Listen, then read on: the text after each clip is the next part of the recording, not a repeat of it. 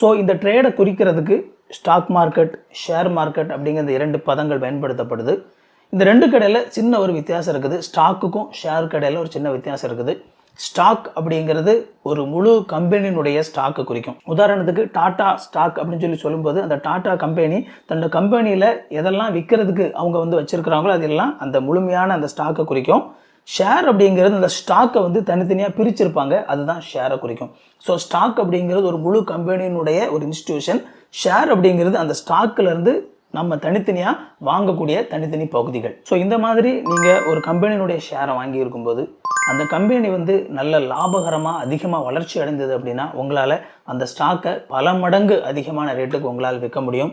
ஒருவேளை நீங்கள் வாங்கின ஸ்டாக்குகளுடைய அந்த கம்பெனி வீழ்ச்சி அடைஞ்சது அப்படின்னா, லாபம் இல்லாமல் போயிடுச்சு அப்படின்னா நீங்கள் வாங்கின ஸ்டாக்கினுடைய விலை குறைஞ்சிரும். ஸோ இந்த விதத்தில் தான் ஸ்டாக் மார்க்கெட்டில் லாபம் நஷ்டம் உண்டாகுது. இந்த வீடியோ பிடிச்சிருந்து அப்படின்னா அந்த வீடியோவை நீங்கள் லைக் பண்ணுங்கள். இது வரைக்கும் சேனலை சப்ஸ்கிரைப் பண்ணல அப்படின்னா சேனலை சப்ஸ்கிரைப் பண்ணிக்கோங்க. உங்களுக்கு நோட்டிஃபிகேஷன் வேணும்னு நினச்சிங்க அப்படின்னா பெல் பட்டனை கிளிக் பண்ணிக்கோங்க.